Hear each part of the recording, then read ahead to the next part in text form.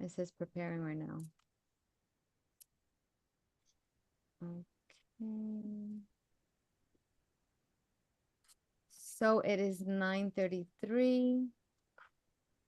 Would someone like to make a motion to open the meeting? Motion.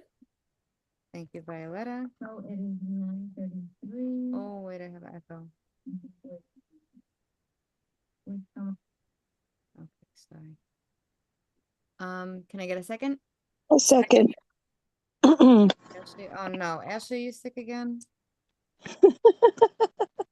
I lost my voice from screaming last night from the game. Oh, okay. Okay, we have our Spanish interpreters here, so I'm gonna ask Valdina Diaz, if you can make your Spanish announcement. Buenos días. Para escuchar interpretación en español, por favor marcar el 347-966-4114. De nuevo, para escuchar interpretación en español, por favor marcar 347-966-4114 e ingrese el código de conferencia 470-214-656, símbolo numeral. De nuevo, el código de conferencia es 470-214-656, símbolo numeral. Por favor, mantener su teléfono y dispositivos en silenciador para evitar ruidos de fondo. Gracias. Spanish announcement completed. Thanks. Thank you. Okay, Josephine, do you want to do roll call? Yes. Let me stop sharing for a second. Okay, good morning, everyone. Roll call, starting with District 1, District 2, District 3, District 4, District 5, District 6. Present. Good morning to all. Good morning, District 7, District 8, District 9, Present. District 10, District 11, District 12, District 13, District 14, 15, Present. 16, 17, 18, 19, 20, I am here, 21, I'm here. 22 is excused, 23, Rising. 24, 25, Here. 26, 27, 28, 29, Priscilla is here. 30, Becca's here, 31, sorry, that 31 is 31 present, 32, District 75, Here, good morning. Brooklyn High Schools, I'm here. Bronx High Schools, Good morning. Manhattan High Schools, Good morning, Rosa Diaz here. Queens High Schools. And Staten Island is excused. That is the end of roll call. Thank you and good morning, everyone. Okay. I put the attendance sheet in the chat, the attendance form in the chat. If everybody can please fill it out. Okay. You want to share slides? Priscilla, the meeting procedures. Next slide, Josephine. Thank you. Good morning, all. I'll read the meeting procedures. Please wait to be recognized before speaking. Be respectful, courteous, and professional. Disagree amicably. And remember, others would like to speak, so be mindful of the time. Keep your responses to 2 minutes or less. Don't unmute yourself to say you have your hands up. Side conversations in the chat should not happen. Do not be disrespectful. Do not ask follow-up questions after your question has been answered. Use the chat to ask follow-up questions. Any infractions will result in the warning of the first one. There'll be a first warning, and then you'll be muted for the rest of the meeting, and then you'll be removed as the final infraction. Thank you. Thank you, Priscilla.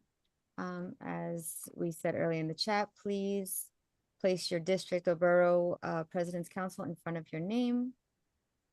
So some announcements. We had a great hybrid meeting at Tweed last month. We did have some technical difficulties on our part. It was on our part.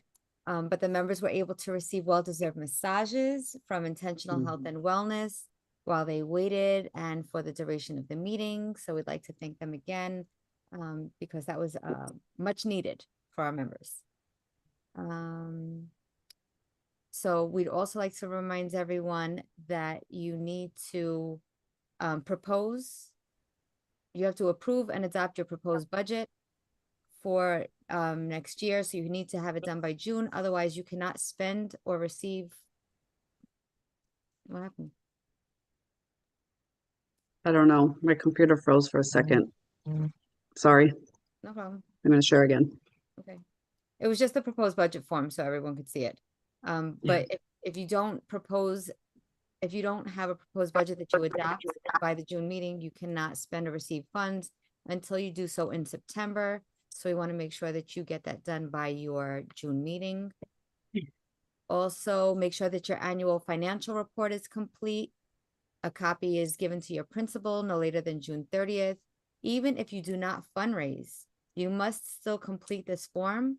You just write your PTA information on it and you just put 0 in all the places, an A, 0, and you submit it by June 30th so it can be uploaded to SPLCI. We just want to make sure that that is done. As for Chancellor's Regulations A655, the SLT provides an annual assessment to the community district or high school superintendent of the principal's record of developing an effective shared decision-making relationship with SLT members. So the form can be found at the end of the regulation. It's attachment 3. We want to make sure that everyone is aware of this and that they're doing this because this is very helpful to know what is happening in your school and that your SLT is functioning properly. So the next one is a timeline for the 26-27 CEP and DCEP development for submission and review. We will get those emailed out to all of our voting members. So we also want to remind everyone, so our committees met and they're done for the year. They're going to start up again in October. A reminder that the PEP will be voting on the revisions to Chancellor's regulations. So there's a few of them. There's A210, which is regarding the standards for attendance programs, the 450 regarding involuntary transfer procedures, A655 regarding SLTs and DLTs, and the A750 for child abuse and maltreatment prevention. So the meeting's going to be held on June 17th at 6 p.m. at Prospect Heights Campus, 883 Classen Avenue, if you'd like to attend and share public comment. Speaking about the PEP, we would like to congratulate one of our very own CPAC voting members who will be Reverend Letitia Thompson from District 8. She will be joining former and current CPAC Executive Board members Shirley Aubin and Rima, I want to say Izquierdo. That was great. That was great. It? Yes, it was. It was. Okay. So she's going to be joining them on the PEP next year. And it really is so inspiring to see dedicated parent leaders stepping into this role because their advocacy, your advocacy and commitment help create stronger schools, support families, and make a meaningful difference and impact for our children every day. So I just wanted to share that. I don't know if Reverend Thompson is here, but I'm sure she will see this later if she's not. Okay, so next on the agenda is our resolution. The voting members received this resolution via email prior to this meeting. It was approved by the high school committee, the CPAC high school committee, and it was sponsored by Ted Leather and Shirley Oben. So would someone like to make a motion? I make to- a motion. Thank you, Veronica. Can we have a Second. Second. Was that Quentin? Yes. Okay, thank you, Quentin. So I'll open the floor for discussion. Did anyone have any amendments, anything that they felt should be added, removed, or if not, we could move to voting on the resolution?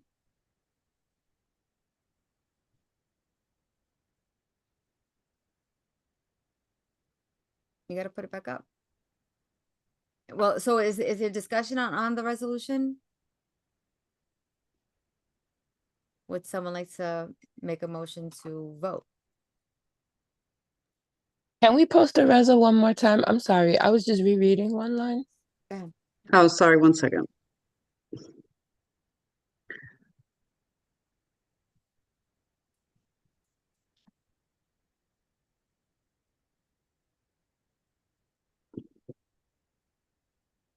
This page or the first page?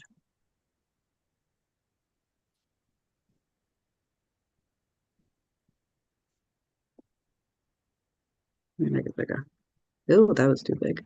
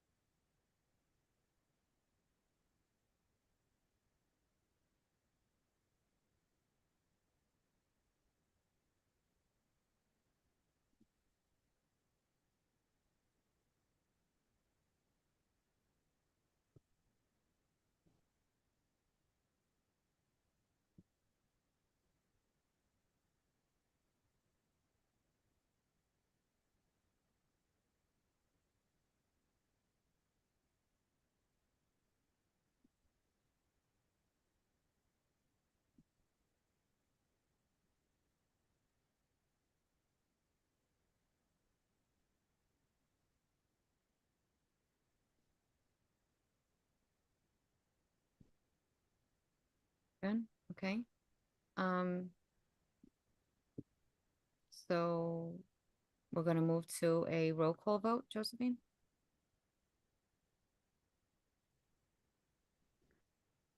Okay. I know some people came in, so I'm going to start from District 1. District 2. District 3. District 4. District 5. District 6. I vote yes. District 7. District 8. District 9. District 8 is here. So 9 said yes, District 8, Reverend Okay. Thompson? I don't, did she come on? She unmuted for a second. We didn't hear you, Reverend Thompson. She may have come in mid-vote, like when we already said what we were doing. Okay, so we'll come back to her. District 10. District 11. District 12. District 13. District 14. District 15. Yes. District 16. Yes.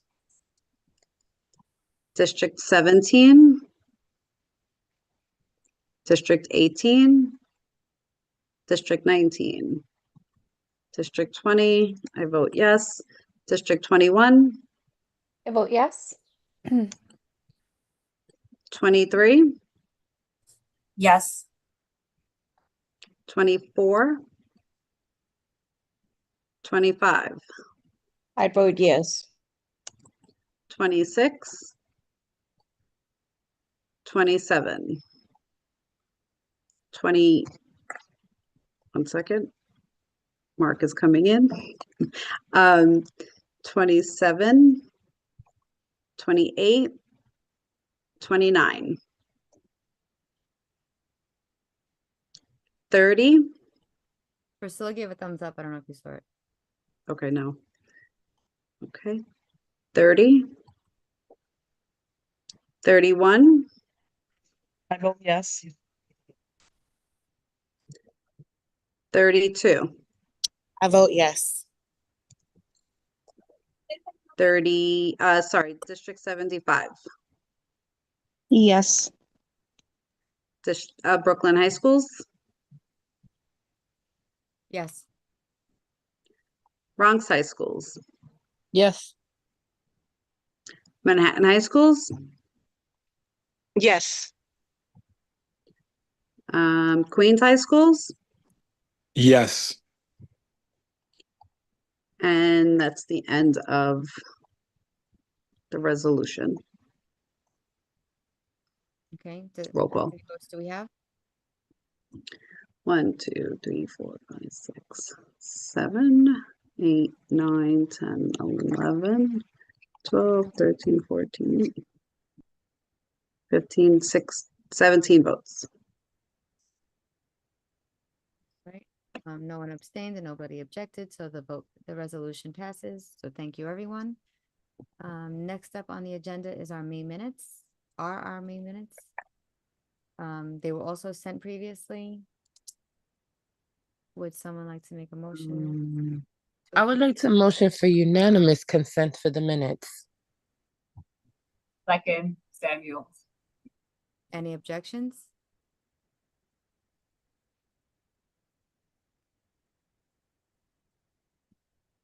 So no objections to voting unanimously, which is beautiful, saves us plenty of time. Thank you so much, Rima. And next we have our face updates by Dr. Annmary Lopez, Chief of Family, Community, and Student Empowerment. So Dr. Lopez, the floor is yours. Good morning, everyone. It's June. Thank you all for having us. And excited to just indicate some of the face updates for June. Excited to share that we are, as we close out the school year, there is, outside of today, 10 school days left until summer break. First, we officially completed our CEC Town Hall for the school year on Tuesday in District 23. Thank you to everyone that came out and helped make the event a success. We also want to extend our appreciation to the students, families, parent leaders, school staff, superintendents, district teams who helped make this year's town hall so meaningful and impactful. And always a special shout out to the students who brought their voices, ideas, questions, and talents into these spaces. Their participation reminds us that it's students at the center of everything we do. So far this year, we have completed 17 town halls, and next year we're gearing up to complete 19 town halls, and that these events remain an important opportunity for families and school communities to engage directly with New York City Public Schools leadership, raise priorities, celebrate successes, and strengthen partnership. I also want to highlight our 2026 Parent Coordinator Power Conference, which FACE hosted on June 5th at Medgar Evers College. Many parent coordinators came together for a day of professional learning, networking, and resource sharing and celebration. We were joined by 24 partners in the resource fair and 15 that facilitated workshops. The conference recognized the critical work parent coordinators do regularly every single day in welcoming, informing, connecting, and empowering families. Chancellor Samuels also issued a proclamation recognizing the first week of June as Parent Coordinator Appreciation Week. This was a powerful moment to honor the daily impact parent coordinators have across our school communities. FACE also launched a 4-part trauma-informed parent training series for family connectors. This series supports families in understanding the impact of trauma and building practical strategies to strengthen emotional regulation, communication, healing, connection, and resilience at home and in the community. This series reflects our continued commitment to equipping families with tools that support the well-being of children and families. And lastly, through FACE and community, we continued bringing family partnership directly into districts. Families came together across the city to learn about literacy, engage in workshops, connect with family connectors, and build relationship with schools and community resources. We saw strong participation and are excited to bring FACE and community back in the fall when we start back up and with continued summer engagement opportunities across the city. So we'll always be around for the summer as well. And then lastly, I just wanted to put a link for some feedback. I'm going to place it in the chat, and this is one way that we can gain some information for all of you, from all of you to improve engagement and support authentic connections for the coming months and next year overall.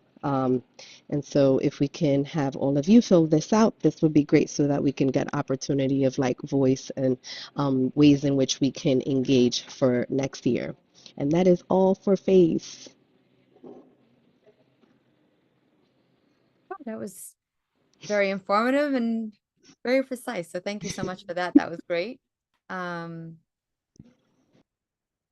We're perfectly on time. Perfect. Okay, so now we have Donna Brailsford, the Director of Student Services, for a human trafficking presentation. I have to just give you co-host. Good morning. Good morning. Good morning. 1 second, I'm trying to. Sure. I just saw that image for human trafficking, not one that we want to look at. Well, I have to say, you gave this presentation for us at Brooklyn High School President's Council, and it was really like life-changing to understand and really get the things that we didn't understand, what we thought human trafficking was and what it actually is. So that was great. Randy, before she starts, can we do a Spanish announcement again? Sure. Dina, can you just give a Spanish announcement again? Buenos días. Para escuchar interpretación en español, por favor marcar desde su teléfono el 347-966-4114. De nuevo, marcar el 347-966-4114 e ingrese el código de conferencia 470-214-656, símbolo numeral. De nuevo, el código de conferencia 470-214-656, símbolo numeral. Por favor, mantener su teléfono y dispositivos en silenciador para la calidad de sonido. Gracias. Spanish announcement completed. Thanks. Thank you, Aldina. So, Ms. Brailsford, the floor is yours, and you have co-host. Thank you. So this presentation today is a little bit lighter than the heavy one that we did. So hopefully you'll still get a lot out of it. We want to, okay, here we go. Are you seeing the slides properly? It's not in presentation mode. Now it is, yes. All right. Okay, so what I'd like to talk about today is what every parent can do to prevent human trafficking and exploitation, because too many of our children are being lured into these horrible experiences. So I do want to share New York City Public Schools is one of less than a dozen school districts across the country that has received a grant from the Office of Trafficking in Persons, a federal grant, so that we can inform all staff, students, and parents so that we can prevent human trafficking. We are currently in year 4 of the 5-year grant and ready for full implementation. So hopefully next year you'll invite us to come to speak to your parent groups at your schools, at your districts, so that we must stop this terrible exploitation of children. So today we're going to look at how do we protect our children. And prevention, I want you to know, starts at home, and you're probably already doing much more than you think.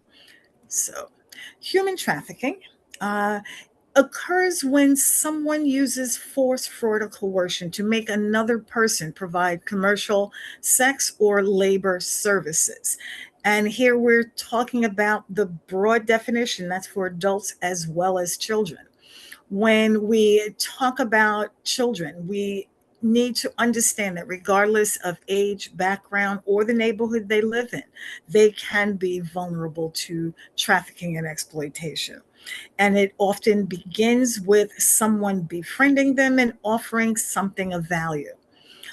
When we talk about specifically sex trafficking of minors or commercial sex of minors, it does not require proof of that force, fraud, or coercion. A child is always the victim and never at fault. So I have to say that under the age of 18, in fact, the law states that children are never at fault. They are always a victim when they are induced into commercial sex activities.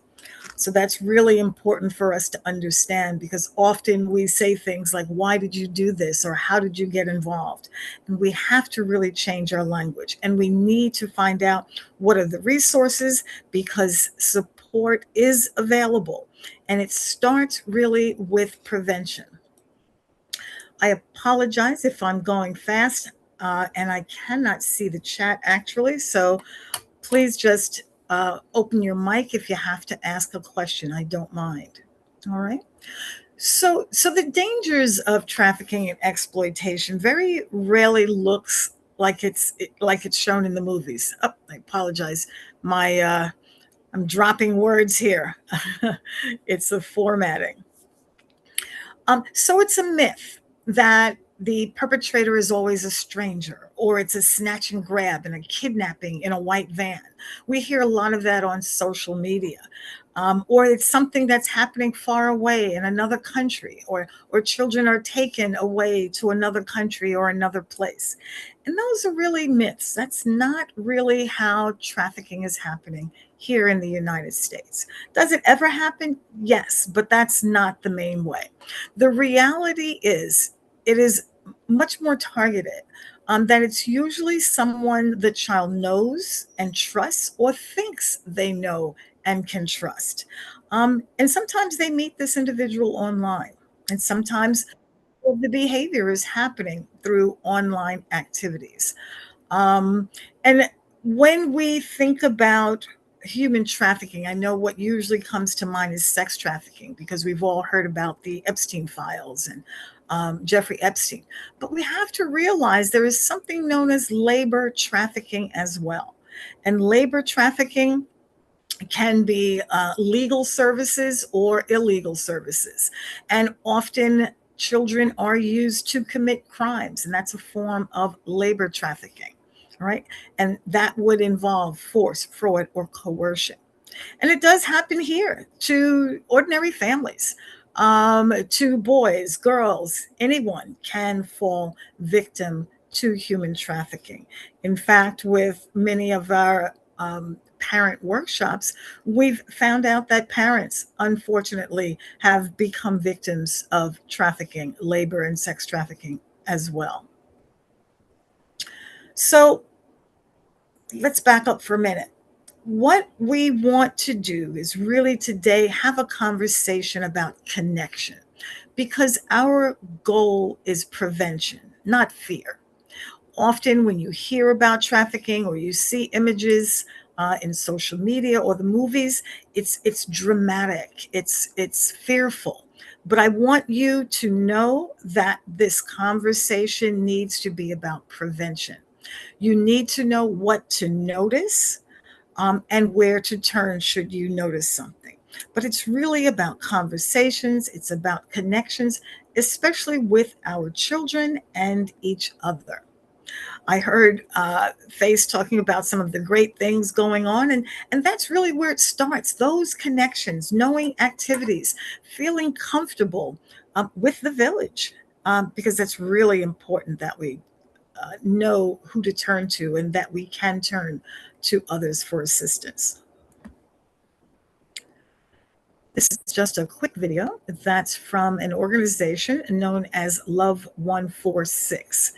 And they have excellent information. In fact, you can sign up for a parents workshop, for a newsletter, for parent newsletter through Love 146. To the untrained eye, it's almost never obvious, but trafficking is happening around you, and every child is vulnerable, even yours, even me. If I don't know you care, if you don't show you're interested, someone else might.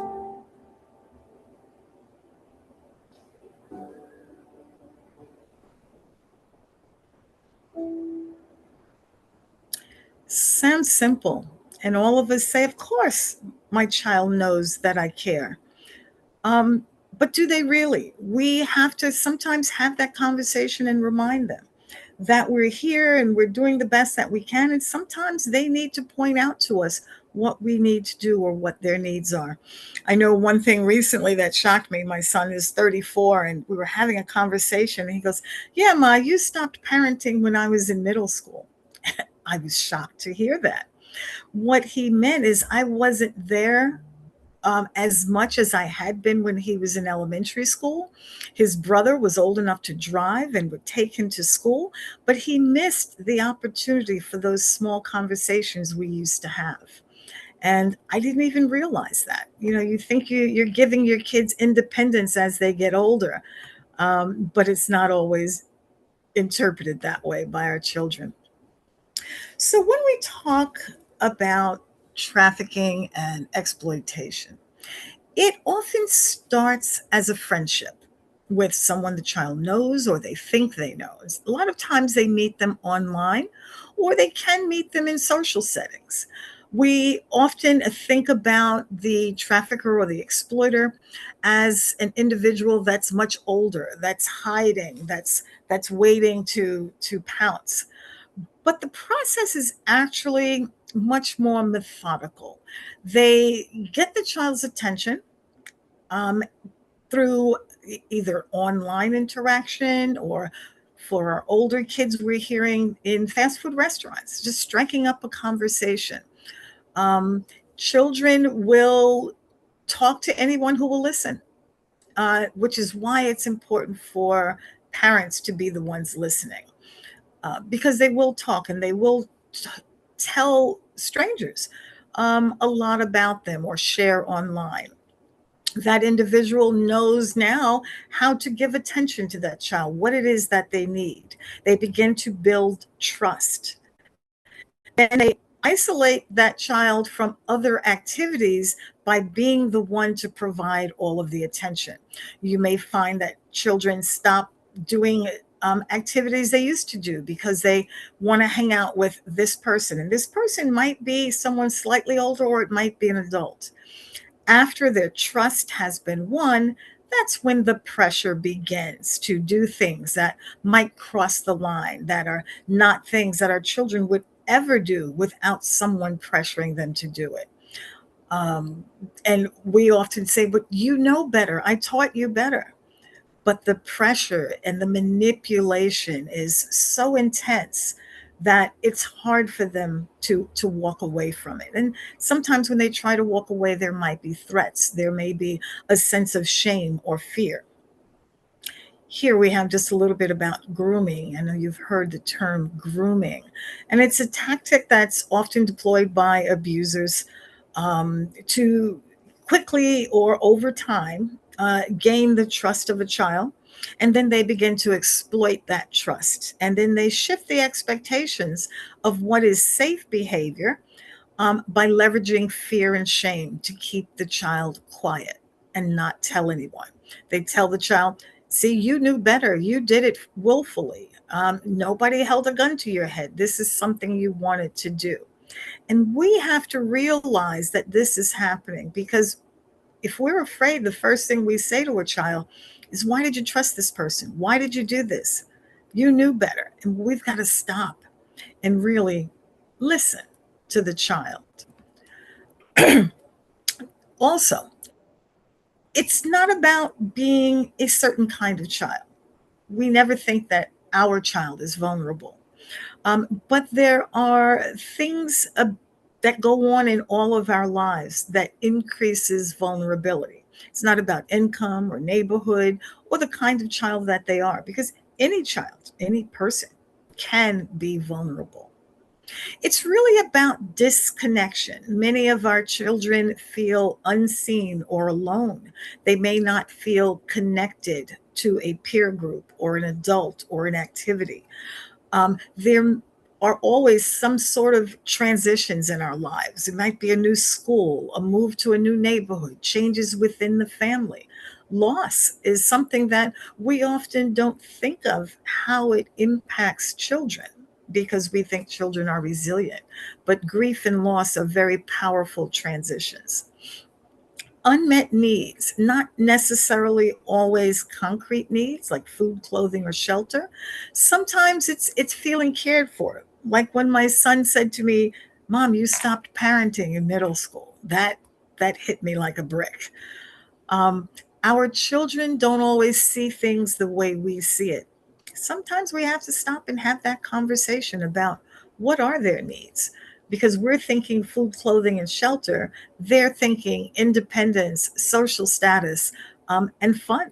So we have to really understand how they perceive their needs. And here we have the summer ahead. You're hearing that there's a lot of things going on. Please take advantage of those things, because the risk of unstructured time allows for these unhealthy relationships to develop. So get your kid involved in trusted activities, really important. And the good news is parents can influence all of these circumstances. You just have to know that's where you need to put your time and attention, because you do have the power to prevent. All right? We can reduce vulnerabilities and risk. So the strongest protection isn't rules. I know as a child, my mother used to say, you do it because I said so. It was big on rules. But it's really about relationships. It's about open conversations. Those small conversations. It doesn't have to be the talk, one big talk. It should be little small talks. Anything interesting happened online today? You need to just have those little curious conversations with your children and let them know that they won't be in trouble if they tell you something that's hard for you to hear. And sometimes it will be hard to hear, and you have to let them know, my face may look disappointed, but my heart is always here for you. And if you come to me, I'll work it through with you, and you're not going to be in trouble for telling me. That's why I'm here, to help you through those hard times. And you're not always going to have comfortable things to tell me, and that's okay. Also, knowing what our children are doing online.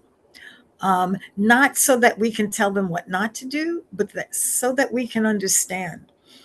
I learned about something called AI chatbots, and I had never heard of that before. And I asked some of the children, and they were like, sure, miss.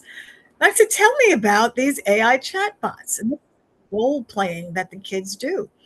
I had no idea, and they really enjoyed educating me. We also had a group of some parents and students, and this parent in their house, they had a rule that you never go to a different platform. If you're playing a game, you stay on that platform. You don't go to a separate private chat. And this dad was playing with his kids, and they got through this really hard battle.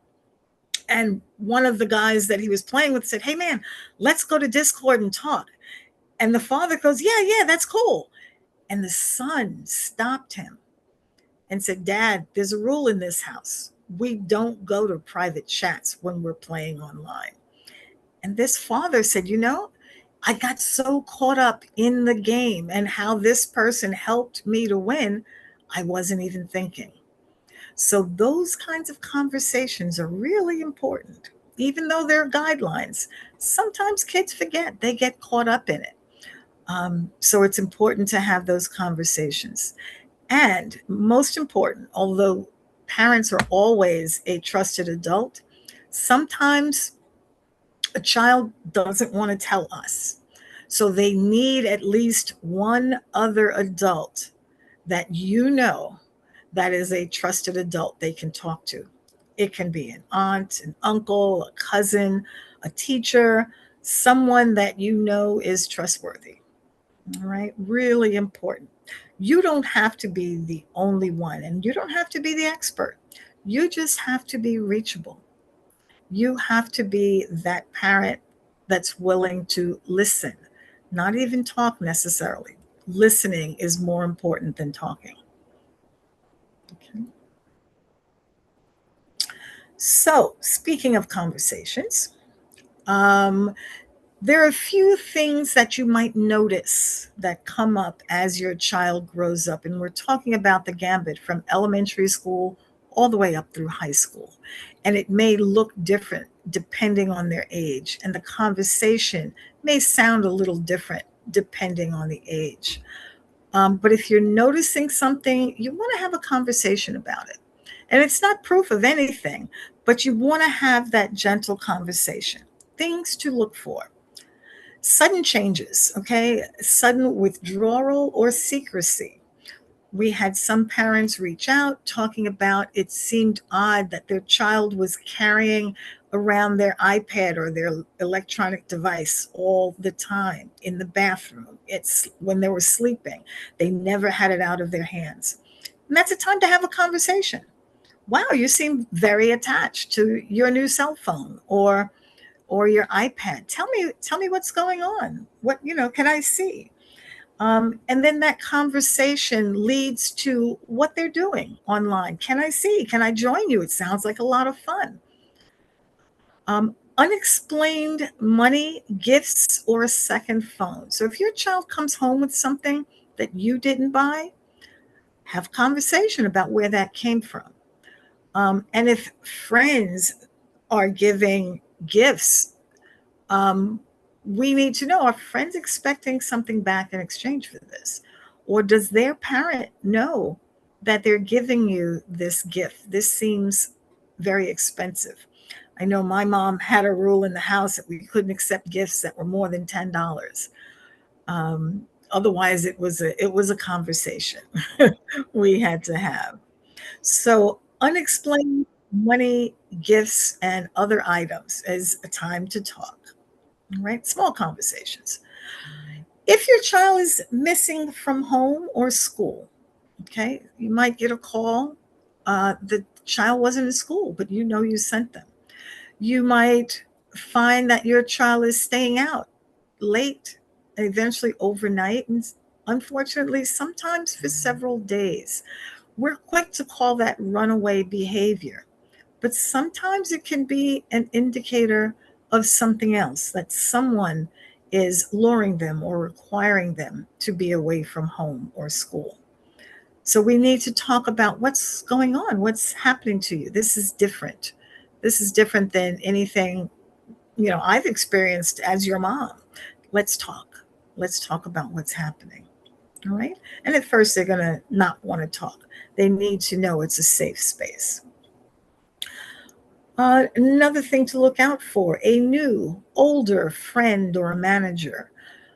If they are working, is their manager or their employer making demands that are unusual for a manager to make? This friend that is new, have you met this individual? Why this relationship, and have they given up all of their former relationships? Start looking at it in context. What's going on here? What demands are this new friend or this manager at work making of the child? What are they requiring? Are there big shifts in your child's mood, changes in sleep patterns, behavior, hygiene, or who they're talking to online? Are they giving up their prior activities and just focusing on this one? Are you seeing changes like sadness or anxious behavior? Are you seeing self-harm or talk of not wanting to live? Really important that you pay attention. Okay, so these are all invitations to ask about what's happening. And most of the time, it's ordinary teenage life. We work very closely with Special Victims Human Trafficking Squad, and they say to me, Donna, you send me a lot of stuff. And honestly, very rarely is it human trafficking, but it's always something that needs to be followed up on. So follow your gut. Don't be afraid of having the conversation, and if necessary, reaching out for help with the situation. Not accusing, but listening and intervening when necessary, without anger towards your child. Because unfortunately, life is difficult for our young people. There's so many things changing and pulling away their attention from the time they're young up through age 18 and beyond. So start early, stay calm. Okay, keep the door open. You want to ask questions like, has anyone online or in person ever asked you to do something that felt off, something that was strange, something that made you say, why is this person asking me this? And that's the conversation. It doesn't have to be because you noticed something. Just start it as a conversation. You can say, I went to a meeting today and this is what we talked about. And I wanted to know if you ever felt trapped or uncomfortable around someone, who would you tell? And if you told me, how do you think I would react? And how could I respond better? Get to know what your child is thinking and how they relate to you. Don't keep it as one big talk, a lot of little small ones, all right? Calm conversations. And don't forget the no punishment rule. And say that out loud as many times as you can. If you talk to me, I'm not going to get angry at you. I'm not going to punish you. So if you feel something is wrong, please talk to someone. And I'm talking to you as the parent, but these rules also apply to the children. Who is your trusted person? Identify that person before you need them. Who is that one person that will listen without judgment? Partner with your school. Get to know in your school. We have someone trained in 98% of our schools right now to understand human trafficking and make connections to resources. There are also resources in New York City that are available free of charge to any and every family. They go from concrete needs all the way up to counseling. Anything that you need, you can call the support line for help. And the National Center for Missing and Exploited Children, should a child have a sexually explicit picture that's been posted on social media or any of the sites, they will have it taken down. If a child is being approached by someone inappropriately, either online or in person, the National Center has a tip line that you can call, and they will connect either to the FBI for cybercrimes or to special victims within New York City. And these are the two hotlines here. There is a national hotline that you can call from anywhere in the country. They speak over 200 languages. So if you need information, if you need help, help is available. So remember, you are your child's best protection. Start the conversation tonight. Notice any changes that may be popping up and know where to turn to get help for those changes. Partner with your school. We are here at New York City Public Schools to help any and every parent with connecting to resources. And you can always reach out to me, childwelfare@schools.nyc.gov. And my office number is 212-374-0805. Okay, I am going to stop sharing and see if we have any questions. So unfortunately, we're a little over time. Oh, no. I asked if there were questions to write them in the chat. I do not see any questions in the chat. Someone did say that some forms of trafficking, sex labor, organ, domestic servitude, criminal. So that was just added in the chat, I guess, to be informative. But we will definitely, if you have questions, please write them in the chat. We will get them over to Ms. Brailsford and to get a response.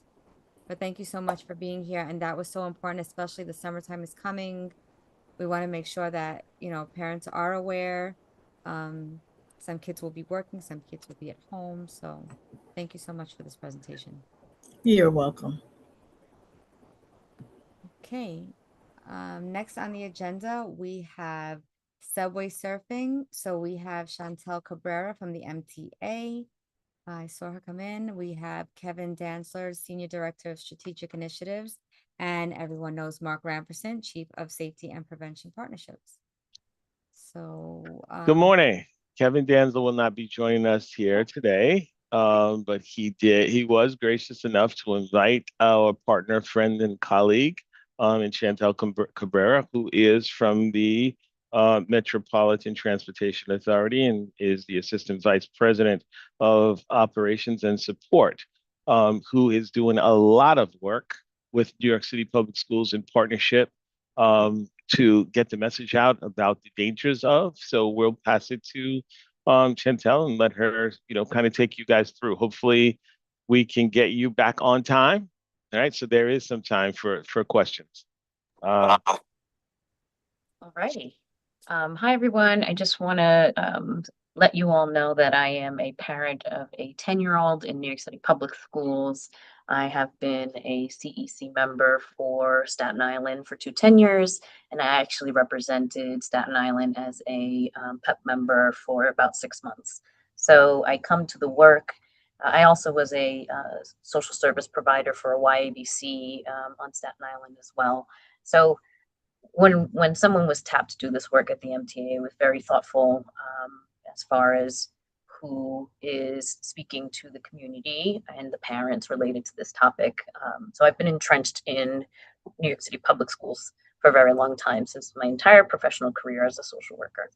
So you have to forgive me. I am still not versed in being able to see myself while giving a presentation. So I'm not there yet. Neither am I, so please. Okay, great. No So I'm going judgment. to, I don't know how I end up not seeing the screen, but I'm going to share, I believe, let me know. Oh, maybe I can figure this out. I'm sharing. Can you see me and the screen, or just the screen? Just the screen, but that's okay. It says MTA? Yes.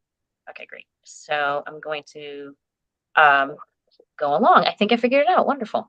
So I have been working in collaboration with Mark and Kevin and other government partners since the summer of July 2023, where we all collectively said that this is an issue that needs to be wrapped around and served as a unit. So much so, our work has been so collaborative that in November of 2023, when we sat at the City Council hearing, they were actually impressed, and the inquiries were few. So I think that speaks to the work of our partnership over the past 3 years. So I'm just going to go through a little bit about what subway surfing is.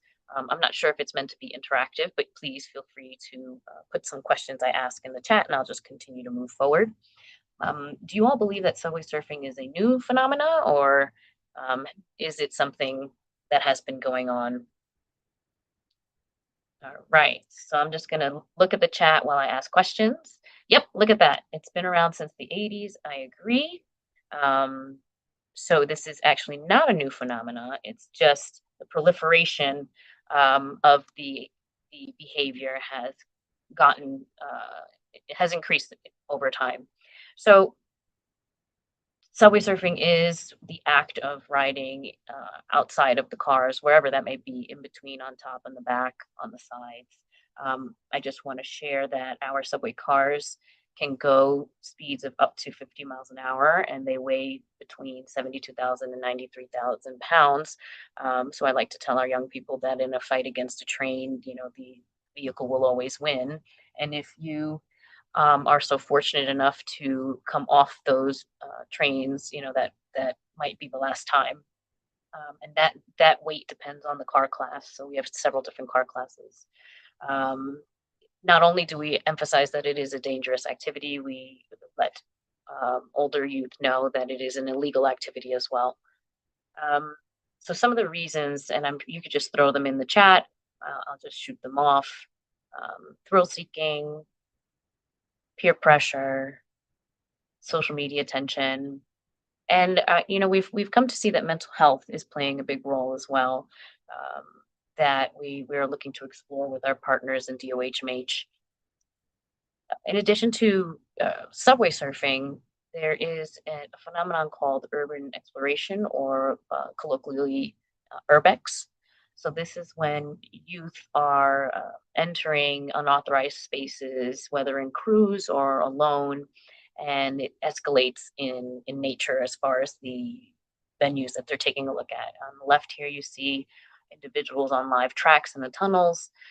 In the middle, you see a crew of folks in the areas where we call a layup area, where we store our trains overnight because we have no space in yards. And then on the very right, you see young people on a crane on top of a building.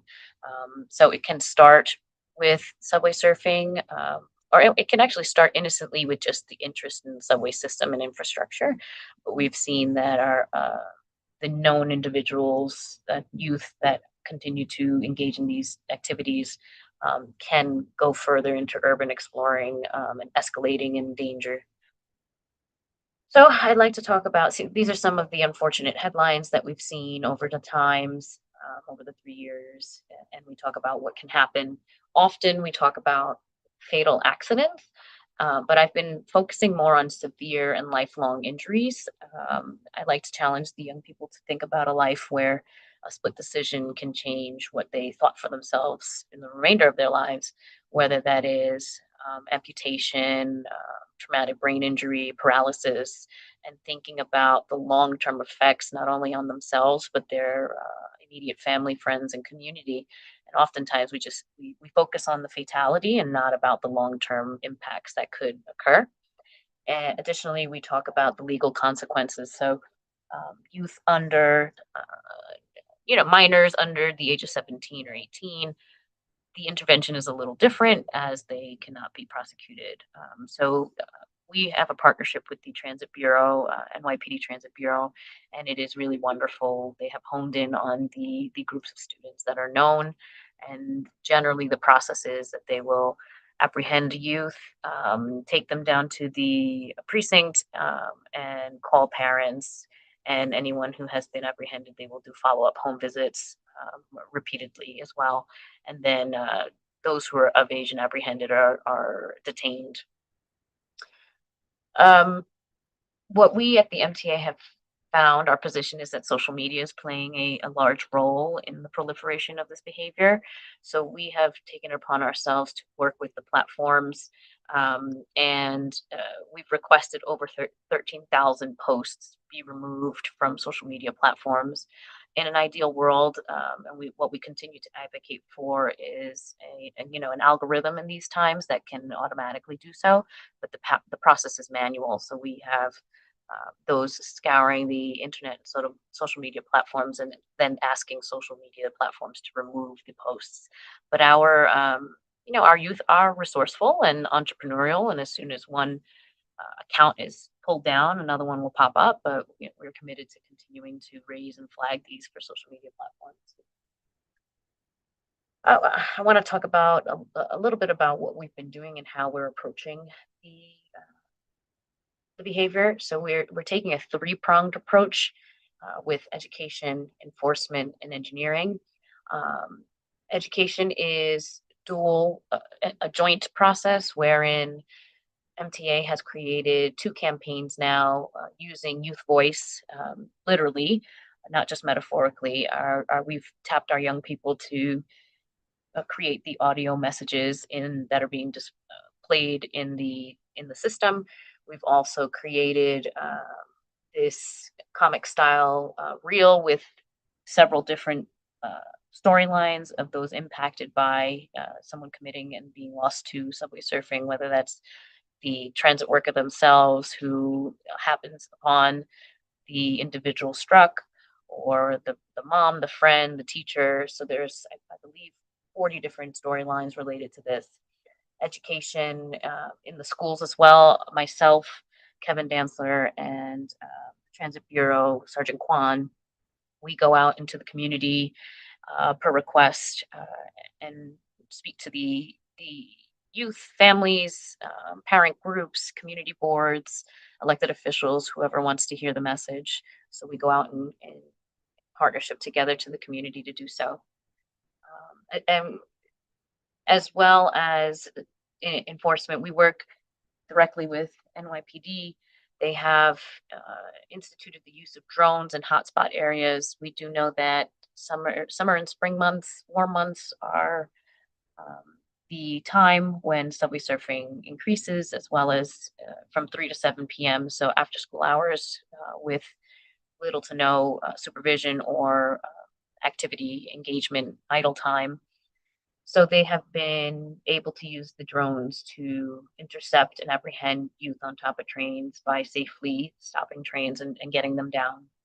And as far as engineering, we have been piloting barriers in between a train set on the 7 line. This process took a while because we had to design and engineer it, and we had to test it and pilot it.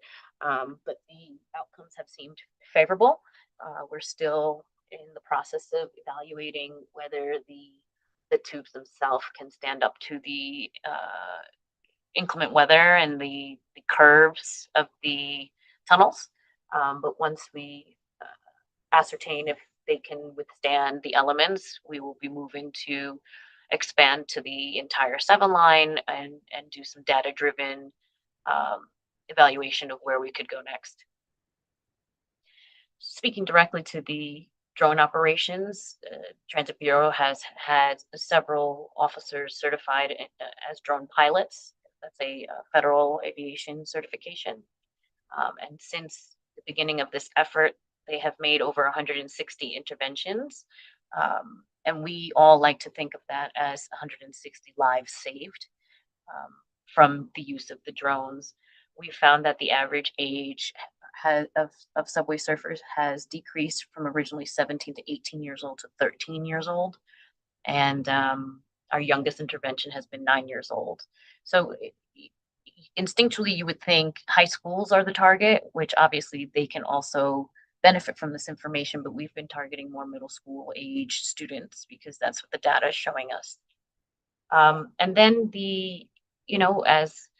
as the presentation actually said before, we think we know our young people, but it's always good to ask them questions.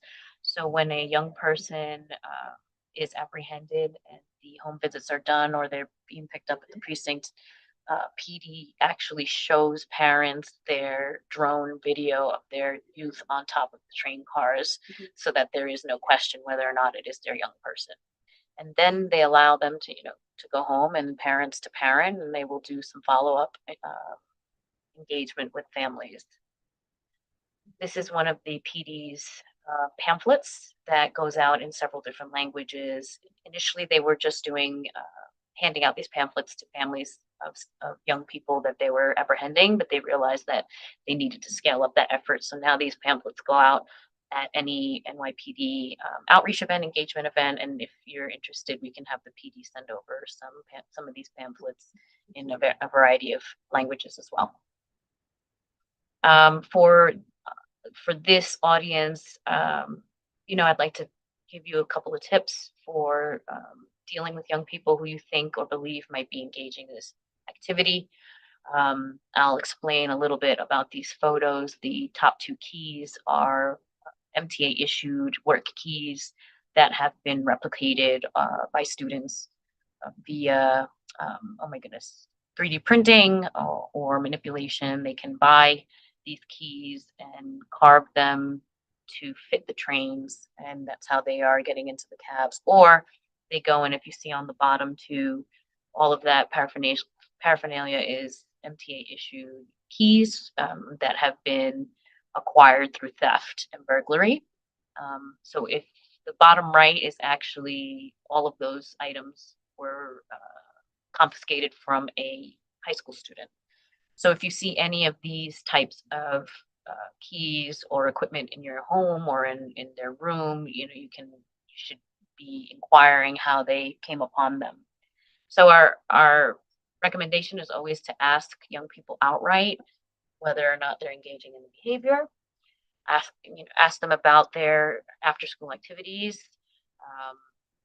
If you see any unexplained injuries, if they're not someone who plays sports and they're coming home bruised on their arms and legs, definitely use that as an opportunity for engagement and conversation. Look for some of these items, as I mentioned before. I think we forget that we are the owners of these phones and we pay the bills. So obviously this is a conversation family by family. It's you all know your family's best, but there's always the option of remote monitoring, as well as managing their social media usage through permissions and the options in the settings. And if you see something, say something. We've heard from a lot of parents that and adults, they don't know what to do. What we advise folks to do is to call 911 if they're in a train and they see someone atop a train, or they suspect someone atop a train. You can call them, give them the direction of your train, look for the train number, and that will help PD get some data on where attempts are happening, and it can inform the deployment of their resources. So please call 911. Oh, another thing that I just want to mention, the subway cars are filthy. So if your young people are coming home with greasy, sooty clothes, that is a number one top indicator that they might be in the tunnels or climbing on top of cars. This is not like, grass stains. This is filth. So keep an eye out for that.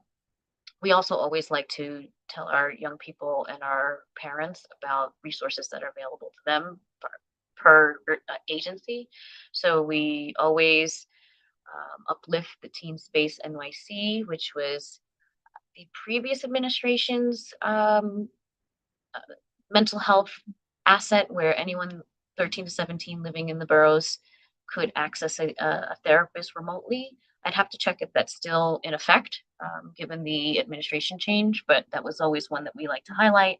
The NYPD Explorers program, which is a volunteer-based program where youth go out and understand how PD functions, how they engage with the community, and they have some youth development aspects to the program as well.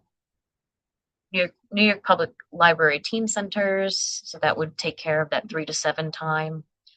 Of course, New York State Public School Administration, whether that be the principal or any other trusted adult in the lives of a young person. obviously our DYCD after school programs as well, and any enrichment programs that they have, and MTA internships that are in collaboration with DYCD as well. You know, we as trusted adults in the lives of our young people, if they deem you to be that trusted adult, we have to come and welcome our youth without judgment and reinforcing their ability to make healthy, risky behaviors, as in making new friends, trying, you know, riding a bike, trying a new program, expanding their horizons. And that's really what our task is and our call to action is. But we've been doing our very best to include our young people in these efforts, and just trying to be innovative and thinking of all the ways that we can scale up and make an impact. So I think I can share the last slide is just the press conference of our new campaign that I can just share in the chat, as well as the anti-subway surfing barriers. It's a exclusive spot on, I think, ABC, if you wanted to see that as well, and I can share that in the chat. But that's all I had. I think I kept us on time.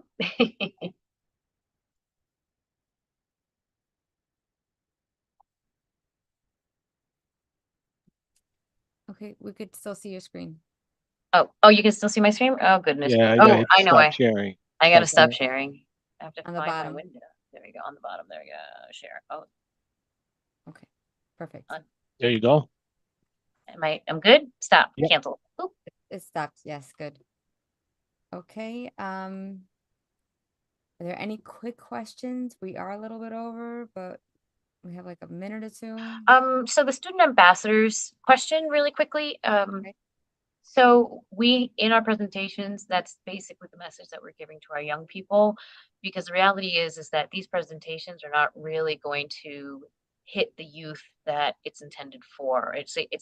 I want to take a moment to highlight and uplift the 300,000 students that are taking the subway and buses in a safe manner. I think sometimes that gets lost in the conversation, because the subset is, you know, it's about 150 to 200 young people that are recidivist urbex explorers that continue to do this behavior.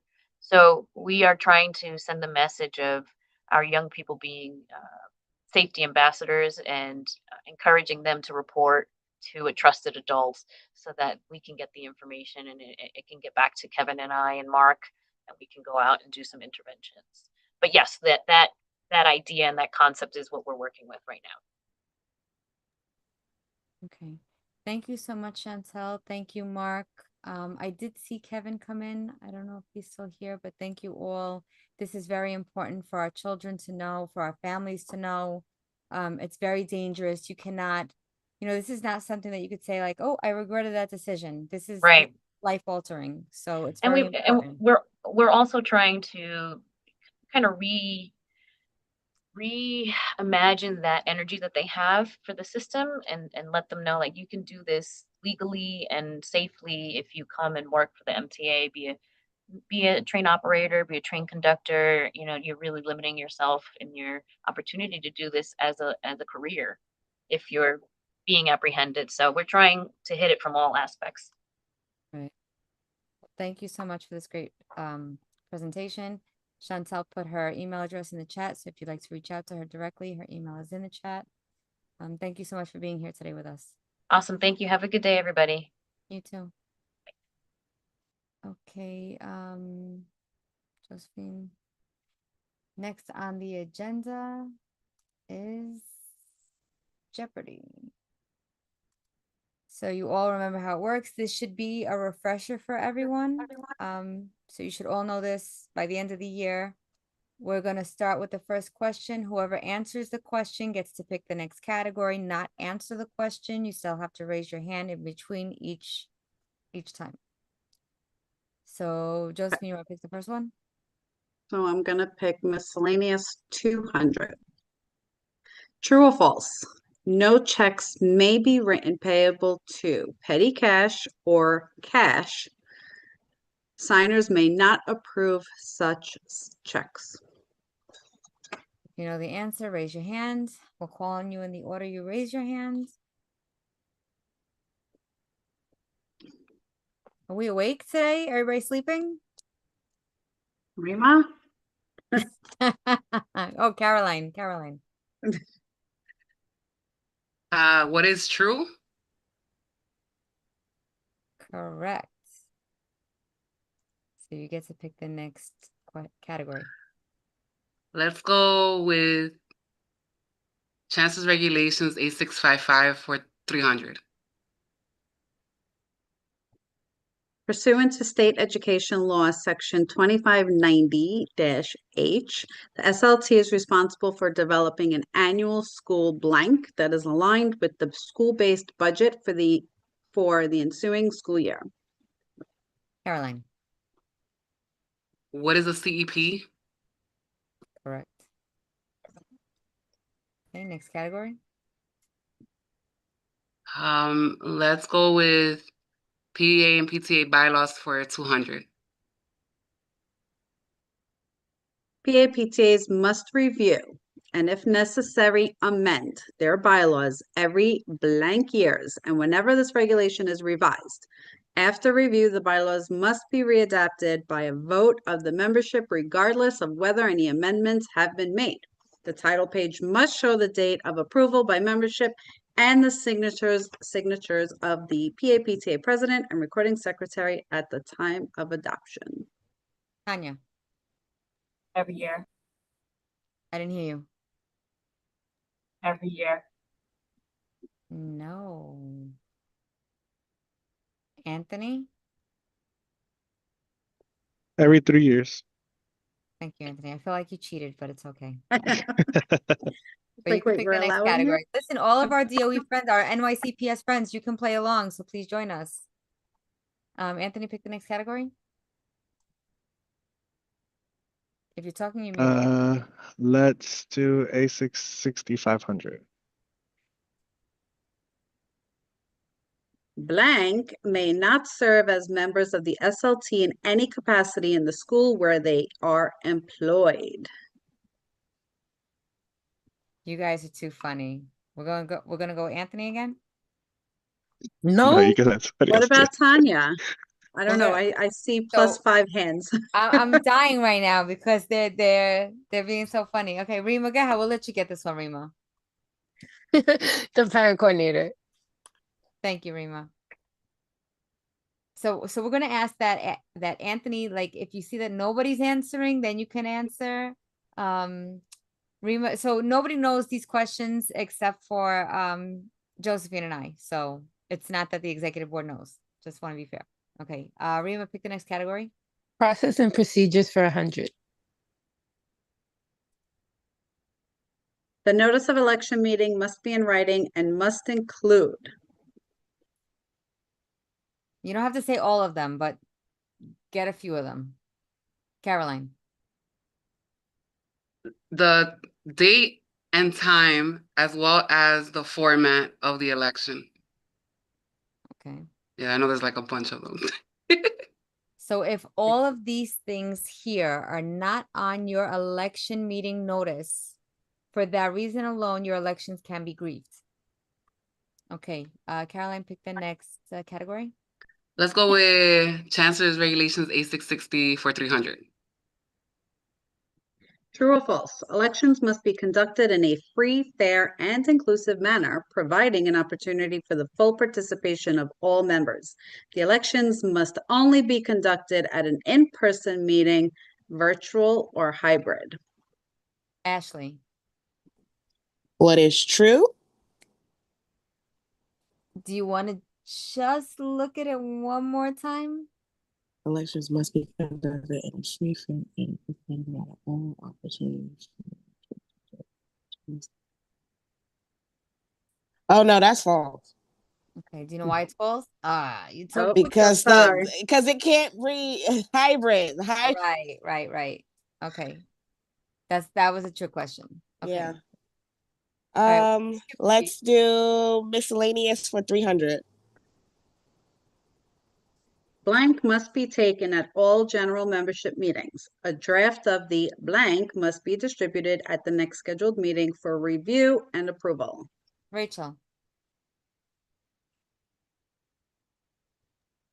What is minutes? You're correct. You can pick the next category. Did that work? Okay. Yes, you're right. You're right. Okay. Process and procedures for 200. The principal, parent coordinator, or school webmaster must update the school parent leader contact information system, also known as SPLISSY, accessible through the principal's portal within blank calendar days of the election. Caroline. What is 5 calendar days? 5 days. You can pick the next category. Let's pick miscellaneous for 400. True or false? The PAPTA president should chair all general membership and executive board meetings. PAPTA bylaws must specify who will chair a meeting in the president's absence. Under no circumstance may the principal or parent coordinator chair a PAPTA meeting. Violetta. Finally, I've been raising my hand for every question. Got it. What is true? Yes, you're correct. Pick the next category.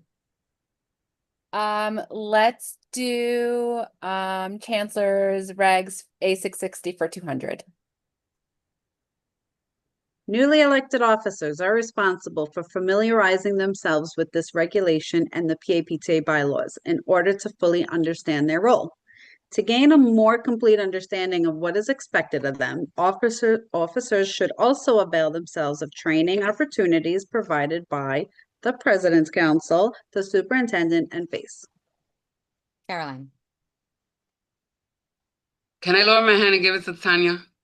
Sure. I'm lowering my hand. Okay. Tanya, go ahead. True. Unless. Go ahead, Tanya. True.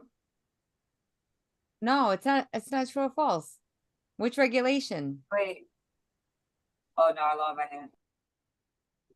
Okay. Caroline, are you taking it again or no? Oh, against Anthony, I will take it. What is A660? Correct. It's like so obvious. It was obvious. Like, you know what I mean? It was obvious. It was obvious. Okay. Next category. Let's go with PA and PTA bylaws for 400. True or false? The PAPTA bylaws must include a mechanism for scheduling monthly meetings of the executive board. This may be a specified day and time, or a deadline by which the executive board must, or a deadline by which the executive board must issue a schedule of meetings for the current school year. Rachel. What is true? Correct. You could pick the next category. Let's do miscellaneous for 500. What document covers fundraising with food? PAPTA food fundraising activities, including those involving the sale of non-approved food items, and allows PAPTAs to conduct up to 14 food fundraisers in connection with the rationale described above, subject to other applicable requirements, and subject to the following conditions. No candy or soda may be sold to students, and no bake sales may take place in the school cafeteria. Melissa. What is the letter A, 8112? 8812. Ah, okay. Okay. Just, I knew you got it. It was just the way you said it. Okay. Pick the next category. Process and procedures for 300. Filing an election grievance. Which we don't want. All election grievances must be submitted in writing and must state the name of the complaint and include a telephone number, email address where they may be contacted. Anonymous complaints and in-person or telephone complaints will not be accepted. must be submitted no later than blank days after the election, meeting, or announcement of results if later. Must allege a specific material violation of this regulation or of the PTA's bylaws. Melissa? What is 7? No. Caroline? I'm gonna give it to Tanya again. Tanya? 5. Correct. Pick the next category. PTA bylaws 300. True or false? At the beginning of every school year, the executive board must survey the parent members to determine the day, time, location, and format, in person, virtual, or hybrid, for the monthly general membership meeting. Tanya? True. Correct. Pick the next category. Bylaws 500. This regulation is the primary ruling document for all president's councils. In the event that a president's council's bylaws contain any provision that conflicts with this regulation, the provision shall be deemed null and void, and the provisions of this regulation shall be deemed controlling. The provision may be amended by a motion of any president's council member at any general membership meeting. The motion must be voted on immediately. All remaining provisions that are not in conflict with this regulation shall remain in full force and effect.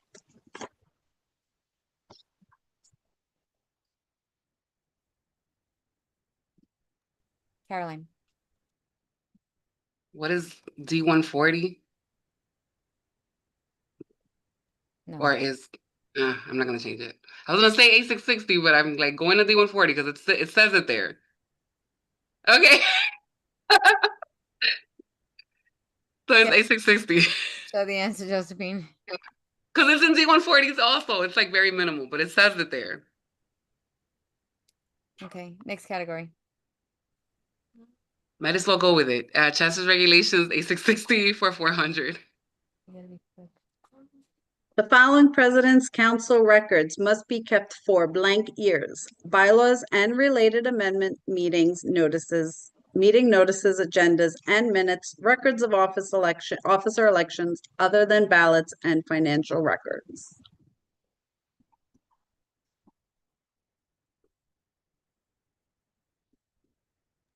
Tanya? 7. No.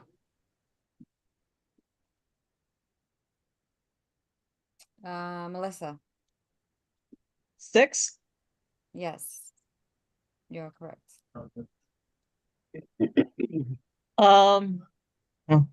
Chancellor regulation A655 for 200. SLTs must use blank. This pop-up keeps coming up. Hold on. I accidentally clicked on it. Okay. SLTs must use blank decision-making process as their primary means of making decisions.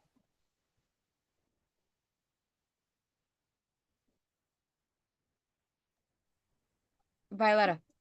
What is consensus?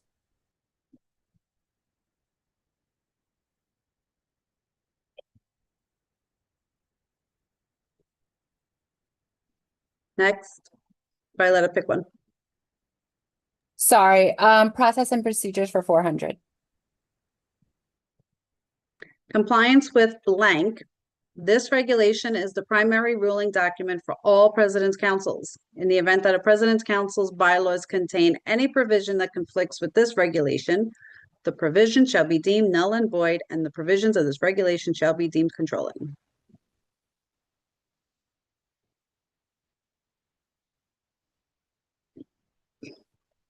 Melissa? Is it A660? Yes. You're correct. Hold on. Why is the answer not coming up? Okay. I'm sorry, I'm just gonna do like a really crazy plug. Anybody that wants that barista soccer cup and you're a reserve member, it's available right now. So if you get on your Starbucks app, you can get it. Just saying. I'll do A655 for 400. Did you get it? No. The required members of the citywide high school subcommittee are. You don't have to name all of them. Just a few of them, if you know them. Shirley? President's Council, the Borough President's Council, with the new, if it passes, D75 also. Oh, you put the answer already. You started, I realized you were listing it, so I'm like, let me just list it. Go ahead. All right, there you Yeah. go. There goes the answer. What is all of those things? Chancellor's regulations for, no, let's go to process and procedures for 500. This committee may be formed at a general membership meeting and must be an agenda item. After this committee has been formed, the members shall meet and propose changes to the current blank. At the next meeting, this committee will propose these changes to the membership for review. This must be an agenda item. The third meeting, the membership must vote to approve, adapt, or oppose the proposed changes to the blank. This must be an agenda item.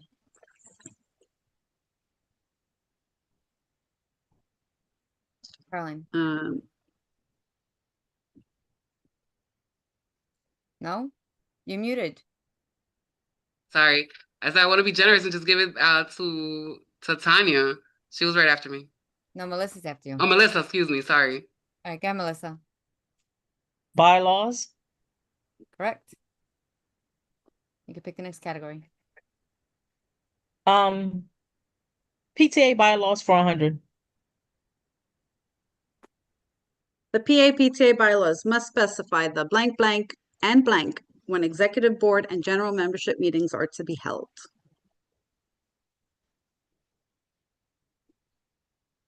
Tanya? Dates, time, and platform. Same thing. Format, yep. Pick next category.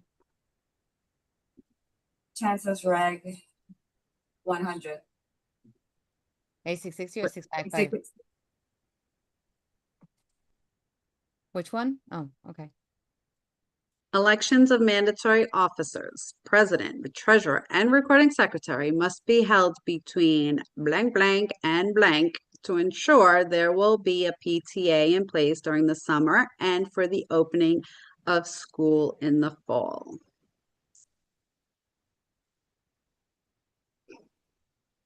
Shirley. Must be held by between April 1st and the last day of school. You are correct. Pick the next category. Shirley knowing her stuff.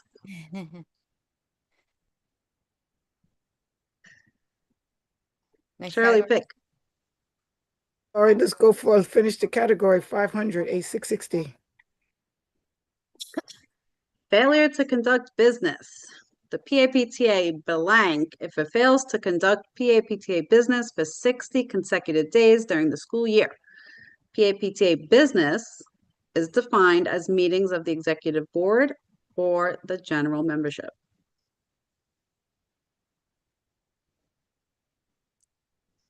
Go ahead, cheater. Go ahead, Anthony. Cease to function. Oh, you're wrong. No, I'm kidding. I want to know where Rima went. Pick the next. She's trying to be nice. Pick the next Oh. category, Anthony. Miscellaneous at A655. You're muted. Okay. She got it. Oh, sorry. Is that okay? All SLTs should have a minimum of blank members and a maximum of blank members. In determining the size of the team, budget allocations must be considered. Tanya. 10 and maximum of 17. You are correct. And the final question of this morning is PTAs must hold at least blank monthly general membership meetings per school year. Executive board meetings should be held on a monthly basis during the school year. Melissa. 10. What is 10? No. Ashley? 1 monthly general membership meeting. No. Caroline? No? No. What is 9? What is 9 monthly general membership meetings? You are correct. 1 per month, guys. 1 per month. Well, with the they allow you one. One Usually, extra, right? Because of the if you Okay. double up on a meeting or whatnot. Okay, so that completes our Jeopardy. I still didn't see the Chancellor. He must be running a little bit late. Do we see him? I just want to make sure I'm not missing him. No. Okay, so did anyone have any questions about all the Jeopardy refreshers?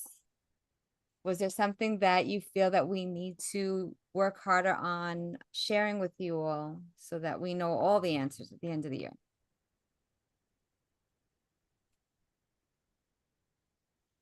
No? I have a question, Randy. Sure. This kind of came up a couple of days ago. We're about to have our election, Mm-hmm. and the question came up, which I'm still not very clear, but when we have new incoming presidents, are they allowed to be present in the election to run Yes, so the and to outgoing, vote as well, right? It's both. They no. can't vote. They So can run. the current presidents are the ones that vote because they're current. The new term doesn't start until July. So the July, newly elected for July, they're able to run for a position. They can't vote. The current members who are not coming back, they're not returning, they can vote, they cannot run. If they're current and returning, they can vote and run. Got it. Okay. Thank you so much. No problem. Any other questions while we're here? Just to add to that, Randy, make sure especially if you're online, make sure you indicate which one is with which by putting something in front of their name so that you know when they're either voting or nominating. I do like an O for outgoing, an I for incoming, and then I'll do like an O/I if they're outgoing and incoming. Because it just makes it easier for when you're looking that you can just see it real quick and know, oh, you're incoming, so you cannot vote, you can run. And then all the I's get removed when the voting happens. And the O's, can't run. So just to make it easier. Ashley? I do have a quick question. For one of the schools that I was hoping felicitate their elections, they were able to fill like 2 of the executive board seats, but not 1. So they cease to function until they fill that seat, correct? No, as long as they fill 1 seat, they hold the PTA together until the fall. They could where fill the have- extra seat? Yes, but they don't cease to function because they have certain mandatory members already voted in, so they don't cease to function. If there's no PTA, no members voted in by June 30th, then in the fall, the principal will hold the meeting, not facilitate, but just send out the notice to reestablish the PTA, and then a parent or president's council or the district office would then run the elections. Okay, thank you, because that's not the information that I got. We'll talk offline to find out who you got that answer from. But we won't. Okay. We won't say it here, but we'll talk offline. Okay. Okay. Thank you, though. You're welcome. Rosa. Thank you. Can you elaborate for those that are listening on Zoom live with regards to not holding elections by the end of the school year and what happens to that specific school if there's no elections? So the reason we want everyone to hold their elections in the spring is because it allows you the time to plan over the summer. Your term does begin July 1st. I think that parent leaders don't understand that. They don't realize that they start July 1st So they can actually start working and planning over the summer. They don't have to wait until September to start doing that. Because if you start in September to start planning, you're already like a month behind. So allowing you to start in June and July 1st, you make sure that the executive board goes to the bank, they change their signatories, you can meet with the principal works, and so does the parent coordinator over the summer. So you can meet with both of them, start planning your dates for the school year, plan your quarterly dates. We actually shared a timeline for the monthly planning, what you should do throughout the year. So we can, I don't know, Josephine, if you have that readily available to drop in the chat. If not, we can email it out to everyone. Again, we're working on resources. Anthony is our CPAC liaison, and we've been working on resources for PAPTAs, President's Councils, SLTs, every acronym you could think of under the sun, to make sure that everything is updated and fresh and new for everyone. So if you have any suggestions of things that you may want to see that you haven't seen in the past, please let us know. Rosa, you just raised your hand again? Yes, I did. Oh, no, I I didn't know wanted who was to. up before. Go ahead. No, thank you. Thank you for saying that out loud for those that are listening on Zoom. And also, can you, I know this information, but need you to say it. With regards to what happens to the PTA, the current PTA for this school year, what happens to them? Do they cease to function? That's where I'm getting to. Okay, so the Thank you. current PTA, if elections are not held by June 30th, their term ends. So they are not involved in planning anything over the summer, anything for next year. They do not create the agenda to send out for the first PTA meeting. The term is from July 1st to June 30th. So as of June 30th, their term is over if they're not reelected. Did Thank that you answer so everything? much. Anything Yes, I thank you missed that you're so looking much. for? Okay, Thank I you. just want to make sure. Okay, so I'm gonna go with, we still have Dr. Lopez here, and we have Deputy Chancellor. Yeah, Perdomo. Randy, yeah, good morning, everybody. I'm checking on the Chancellor just to make sure because he was at a commitment right now, so Okay, give me. so I don't want to put anybody on the spot, but we do have some questions that could be answered by the Chancellor's Cabinet. If you don't mind, I can ask. Would that be okay? Or I can wait.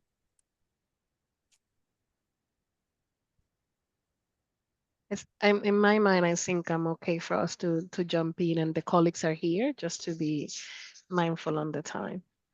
Okay. So I'll go with Deputy Chancellor Christina Foti.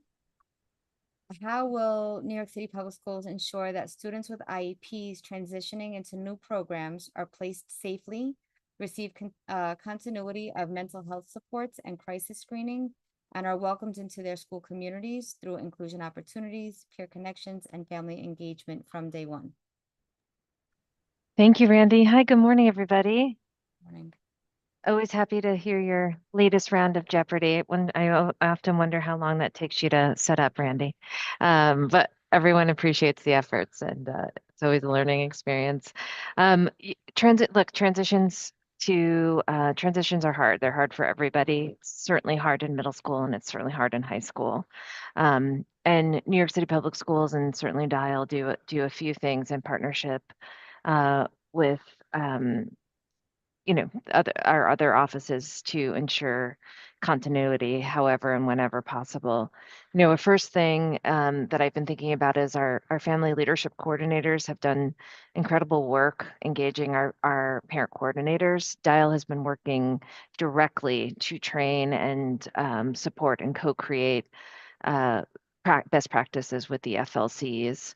I think we all know the value of parent coordinators and in creating a welcoming and inclusive environment, and of listening to the particulars around what a child needs to be successful. We definitely encourage our families to keep leaning on them, both generally, but also when there's a challenge arising, particularly around mental health and what a family needs and a child needs to be successful. Whenever we see meetings happening between the sending school and the receiving school, that is incredibly important and helpful to ensuring the success of every student, but particularly when mental health or crisis might be part of that conversation. Wraparound supports are definitely needed. I do also encourage our families to take advantage of our orientation meetings and any structured opportunities for peers to connect with peers. DIIT continues to invest in training. We've trained over 2,000 paraprofessionals who play such a critical role in those one-to-one connections and providing additional child to family support. And of course, if a family is struggling with anything in particular that's not addressed at the school or district level, please do always reach out to DIIT directly at special education at schools.nyc.gov. I'll put that in the chat. But oh, and I see in Veronica, it was nice to, I know our team spoke with you yesterday about this transitions between programs such as Horizon and Nest across elementary and high schools. Whenever and wherever possible, we encourage those schools to connect. Oftentimes, case conferencing in Horizon and Nest are an important part of the family engagement structure. And if that is not going how it's supposed to be or in a way that it does support the child, as always, please do reach out to us centrally and we can help facilitate that support. Thank you. We'll move around. So can FACE conduct PAPTA training sessions over the summer?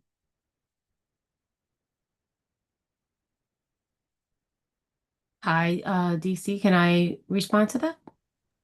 Absolutely, you can jump in. Okay, thank you. Hi, Randy.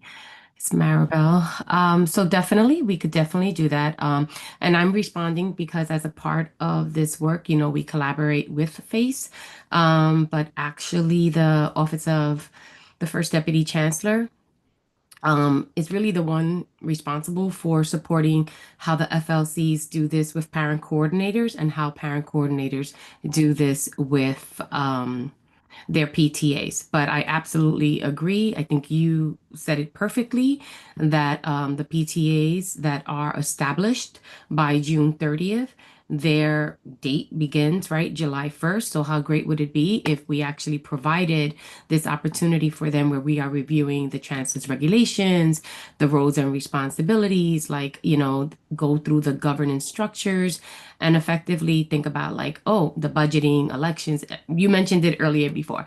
So piggybacking off what you responded earlier, this could definitely happen. And if you actually, I know you partnered with us before with our FLC, so thank you for that again, and have partnered this year again with us. But this is something that, yeah, we could offline talk and think about what this could look like in the summer for our new PTAs that are already in existence. Yeah, and we can coordinate this, Randy. We can check in with Maribel. I see this as a shared responsibility, right? When we think of, and I have said this from the get-go, when I think of the parent work in our organization, we have an office, but it is all our collective work to make sure that parents are supported. And a lot of these things, you're going to see me working much more closely and more in tangent with Maribel and her team moving forward, because we have to have a level of coherent one voice. And we know that we need to have district involvement, central involvement, and local involvement if we actually want to continue to successfully support all of the ones that are involved. Okay, perfect. I love it. Okay, Excuse me. Next, we have seen investments and enhancements being made to school cafeterias. So when can elementary and middle school communities expect to see these cafeteria improvements expanded to their schools? And what criteria does New York City Public Schools use to determine which schools receive these enhancements? Randy, it's Chris Carrico. Kevin asked me to answer that question. DC Perdomo, okay to go ahead and respond to that?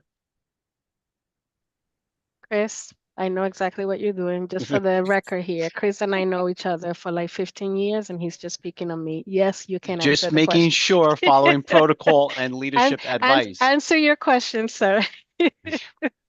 So I'll we're call really you excited. later. Thank you, Flavia. So we're really excited that this question was asked. We've already completed 302 cafeteria enhancement experiences across the entire system. Going way back to 2016-17 when this was created, it really was for middle school and high school. But thanks to DC Moran, he really pushed us to create pilots for elementary schools. So we've already done 5 pilot elementary schools.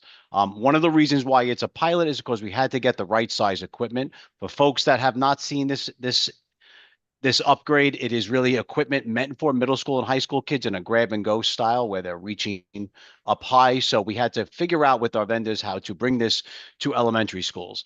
We are in the first half of this new capital plan. The second half of the capital plan will allow us to do somewhere between 10 and 20 additional elementary schools. Elementary schools will always have that steam table where folks are serving.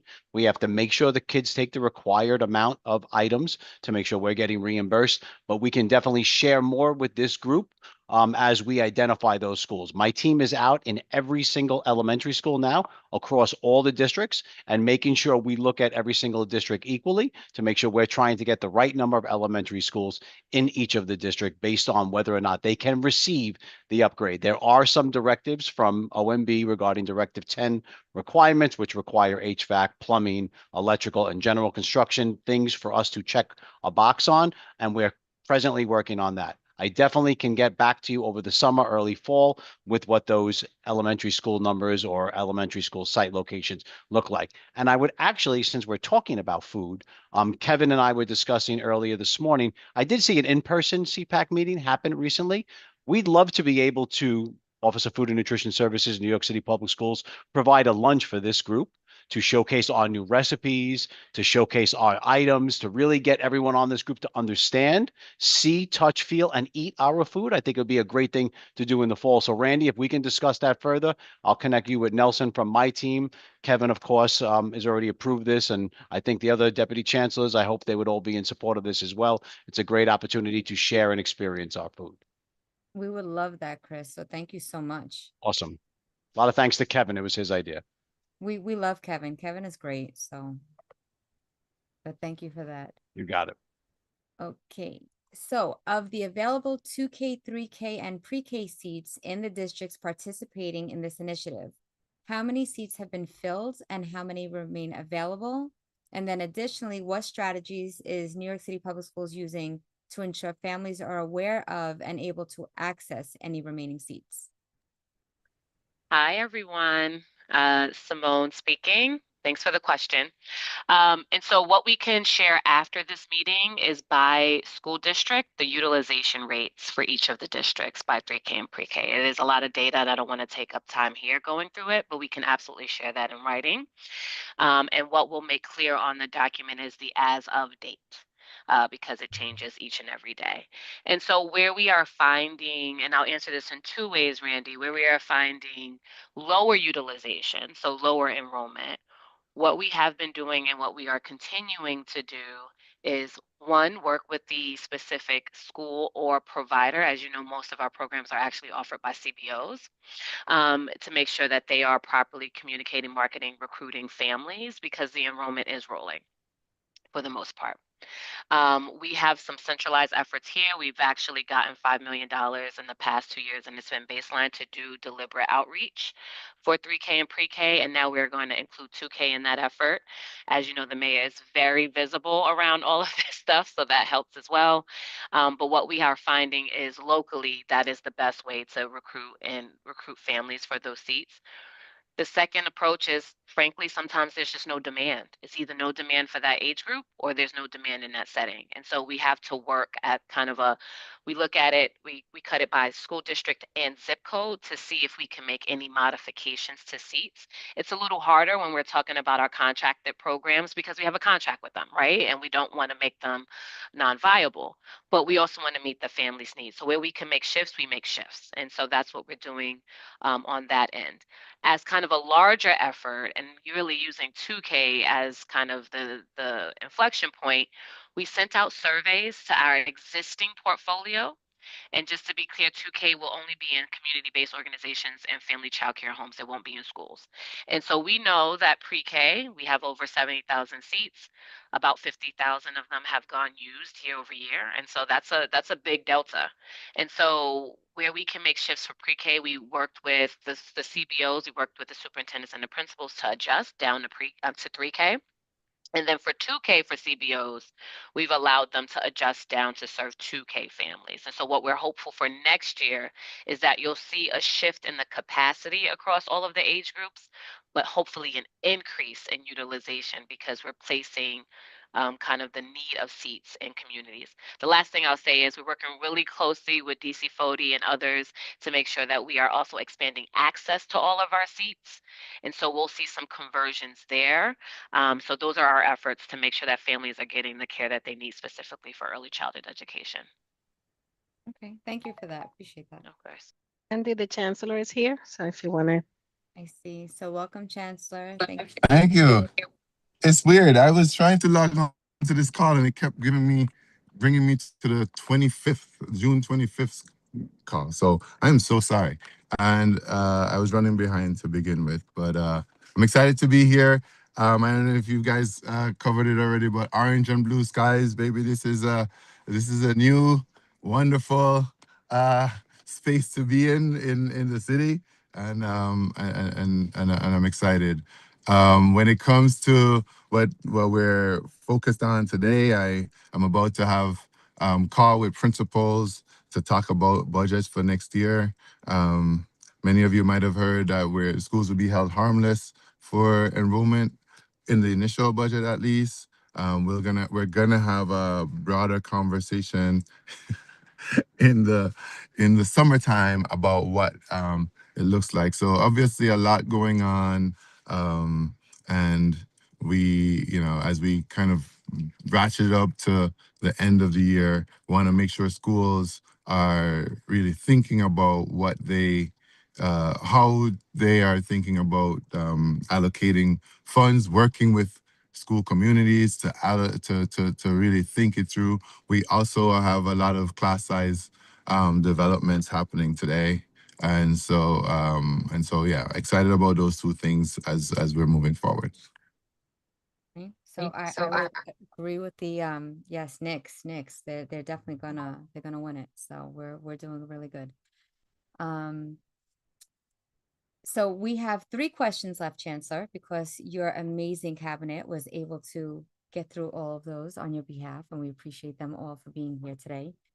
So the next question is, can President's Councils receive a well, it's really DOE, so I don't know if it would be a new logo, but DOE NYCPS ID, like the CECs have, to enter school buildings, because some parent leaders are having some issues with their own like driver's license entering a school building. So being that we are a district as well entering buildings, would we be able to get one of those?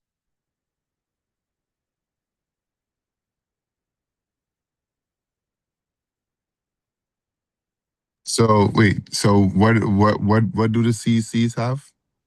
They have like the teachers have like a DOE ID when you enter the building. They have their own DOE ID, so they don't have to show their address. Your cabinet members, I don't know if they have them. Like, Oh yeah, we have so central IDs. Okay. So you're So- saying, can you get a DOE? So as a parent leader, you're saying? yes, like the CECs, they have them. I used to have one as a CEC member. Can we have them as a President's Council member? Okay.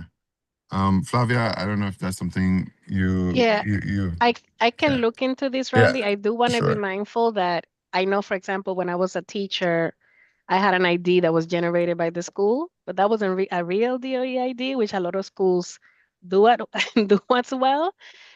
So we can definitely look into it. There's also like different provisions about the DOE issue ID that you're describing, like the Yeah. ones that we have, because we're fingerprinted employee, and even like the ID that we have in cabinet are issued by DCAS. They're not issued by the DOE, but I'm happy to look into this with Kevin and Michael and others, because I will believe that something like that will require additional personal information and screening. So I also want to connect with you on what you're and the phase team on what you're describing in terms of CEC, just to make sure that we are clear on the supports here and that we commit to something that we could actually deliver. So there's some information that I need before I can say yeah or nay, but Dee wanted to clarify that because I know that there's many instances that at a school level, schools are issuing like their own internal ID that are not really necessarily DOE ID. And like for volunteers,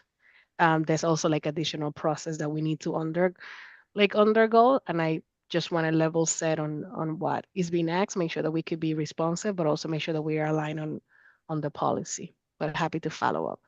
So I'm not talking about for PAs and PTAs. It's the one for president's councils, and that's the one that we would get from 65 Court Street. So the CECs get a letter from their administrative assistant, and then they go down to Court Street and they take the picture, they give them the ID. So the same way is what we were saying, if we can do it for president's council as well. Okay, absolutely. We'll follow up with you by tomorrow with some clear next steps. All right, I have, Rima, if you could give me, I have just a couple more questions and then I'll go to you. It's related to this question, or it's more of a comment on this. Okay. I just don't want, we're not asking to mandate that either. It to make it an option for us to be able to do it. Yeah. Because Flavia, I know what you're getting at. Because I've actually been in this situation where I've had to do the volunteer. Where I've had to do the volunteer ID and go through the PETS process and everything for volunteering. That's really only if you're gonna be like in a classroom dealing with the students. Like that's where the line is with that. And again, it's student information. Like it's very specific why you need that. We're just asking to be able to have that ID, not to mandate it. And again, the procedure that we would have to go through, we would voluntarily say, yes, we approve to go through that to get this ID, because it's true, we do have difficulty going into some buildings. And additionally, we should not have to provide our home addresses when we're visiting schools, because we're not visiting our school. And we're not there as a parent. And that's actually a breach of information, and we shouldn't have to share our information in that way, because anybody that comes to the school after that can get that information. It should be the same as when you guys are visiting schools. You don't put your home addresses, or even at Tweed. So again, it's not a request for an additional protocol or procedure, but just the ability to access the ID to help make our jobs easier. Thank you, Rima. Yeah, we will look into this and see if what the process would, or what the barriers, or how we can work if there's a pathway to work on this. I'm happy to kind of think it through with folks. So I think Flavia, yeah, please connect with Kevin and see what can be done there. Thank you, Chancellor. Chancellor. Okay, how will New York City Public Schools evaluate whether AI tools are improving educational outcomes for students? Yeah, this is a huge one, right? A very, very big one. I think as the system, not just us, but the entire system, we are really contending with AI right now, and we're going to continue to do so over the next, for the foreseeable future. And so this is one thing that we're looking at very closely, to figure out what tools can actually work and move the needle. And I think this could be done through what we call some beta testing and some pilots of some AI tools. But we're gonna have a lot more to come on this idea in the upcoming weeks and months, as we continue to think about how to manage and respond to AI in schools in a way that actually protects our young people, make sure that they're continuing to work on critical thinking skills, and then make sure that they are ready when they leave, certainly when they leave, or as they go through NYCPS, to engage with AI.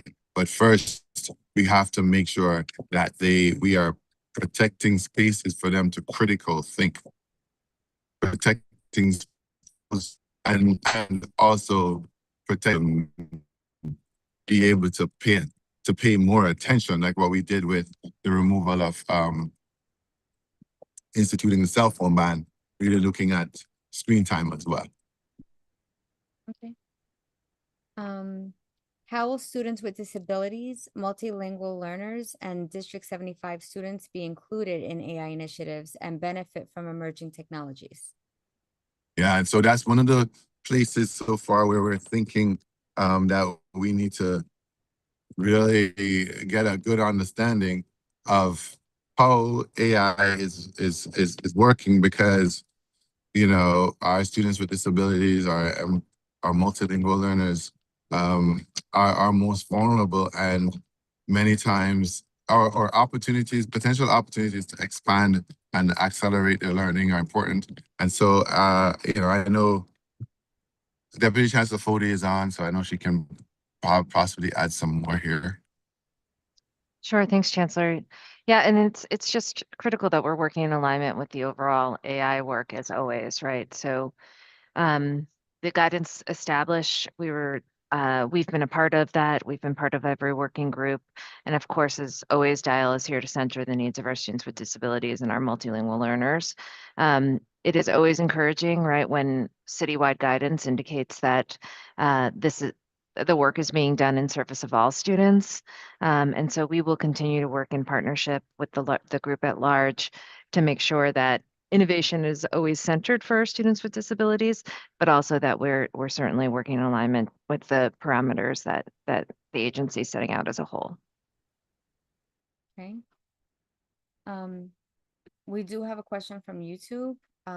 If there are any updates on hiring of occupational therapists specifically for high school students. Yes, we are working through the national shortages on the OT front, but we have hired almost 500 related service providers across the agency, which has been an exciting addition to the workforce. And particularly for the high school needs, we're going to have the contracts that the PEP has been voting on and voting in are going to be incredibly helpful to us in the upcoming school year to make sure that we are serving our high need areas and providing additional coverages where DOE, New York City Public School providers may not, where we may not be able to hire because of availability of staff. Okay. So those are all the questions that we received. I don't know your time, Chancellor, because of the time you got in, so I don't want to take up too much of your time. No, it's okay. Yeah, I need to hop off in a couple of minutes, but I'm always happy to be on with you all. This was good. Flavia and I are trying to work on a potential event for the end of the year. I'm not ready to talk too much about it yet, but I really want to. I'm trying to figure out if there's a way to, appreciate our parent leaders. There's always a way, and we will appreciate you appreciating us. So Yeah. So I'm trying to think about it. So stay tuned. Okay. So then while you're here, then I'll just add, we did have DIIT on our agenda for today. Yes. So Josephine and I met with Joel Mendoza, the Chief of Operations, and Alex Williams, who are now overseeing the work of DIIT and our favorite DOE external emails. So I have to say, for the first time, it was a very productive meeting. We had the opportunity to express our concerns that the parent leaders, us, included as we've raised. So we were very encouraged by their commitment to working with us as true partners, not rushing the process. And there's now a reset strategy in place. So with that being said, we asked them not to attend today's meeting because we wanted to give everyone involved more time to develop solutions to the questions and concerns that were raised. And we're rescheduling them to a future meeting. But for everyone to know, the existing accounts will remain active during a transition period, and that's from July to December. They're going to create dedicated office hours for technical support, escalation procedures, frequently asked questions, guidance that'll be developed with input from us. From us. They want to hear from us. It was so great. So we want to make sure that every voice is heard. So please send us your questions. Please reach out to your PAs and PTAs to gather their feedback as well. We could either create a Google form for you guys, or you can just email us directly. And we're going to get this resolved. I'm very confident that with Kevin overseeing this, with the conversation with Joel and Alex, with Deputy Chancellor Flavia Perdomo, it's going to be great. So awesome. All right. Thank you so much for all that. And thank you for everything you guys do. I always, I'm amazed at, the work that you all get done and the advocacy that you bring, not just for all of your kids, but all of the kids in New York City, as well as my own too. All right. So talk soon. thank you, Chancellor. Take care. You too. Okay, so we have some good things that are going to be happening for us. And, the Chancellor has, shared his commitment to working with us, to making sure that we have the resources and tools that we need. His cabinet, you see them all here. They're always here for us. So, we want to just make sure that we're being flexible. We have a new Chancellor, a new team, and I mean, not for nothing, since March, they've been doing their thing and working with us. So we have to give them credit and give them time to get the work done. Okay, any other questions?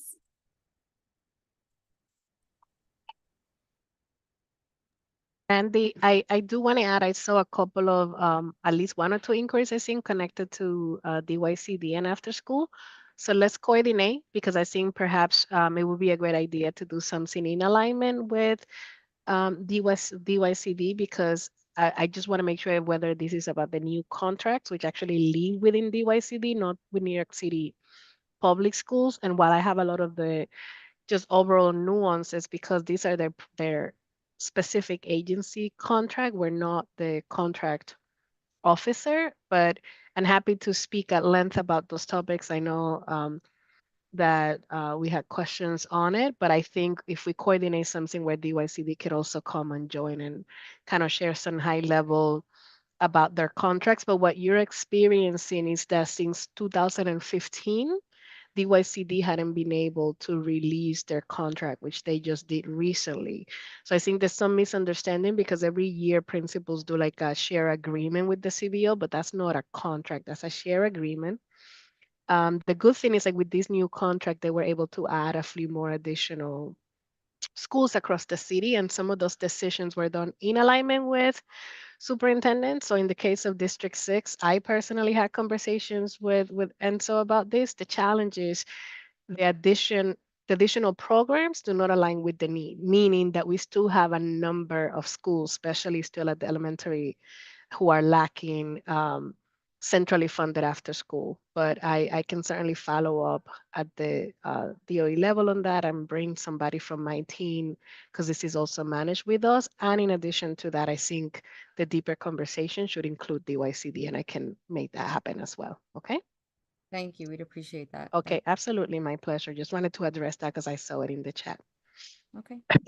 Oh, excuse me. Okay. Any other questions? So we are so on time. This is great. We'd like to wish everyone a happy Flag Day, a happy Juneteenth, all father and father figures a happy Father's Day. We hope everyone has a restful and enjoyable summer. So I'd like to share that CPAC does not meet in July officially, but we will have a training for all new and returning voting members on July 9th. It'll be a virtual meeting on Zoom. It will not be live streamed. So please make sure your election certification forms are completed. They're submitted to SPLCI so that our face liaison, Anthony Aguilar can verify our members so you can attend. Bring your questions, your concerns, so we can support you, supporting your PAs and PTAs in preparing for the summer and for the 26-27 school year. So can someone make a motion to adjourn the meeting? It is 11:45. I motion Bronx High Schools. Thank you, Rima. A second, Twins High Schools. Well, I'm sorry, I didn't. Was that Quentin? Yes, second Twins High Schools. Okay. All right. Thank you. And we will be emailing you the link and all the information. Thank you all for coming, and have a great summer. Thank you, CPAC. Happy Father's Day. Appreciate you, CPAC. Later. Definitely happy Father's Day. Thank you so much, Yes. everyone. Happy Father's Day. Have a great day. You too. Thank you, CPAC.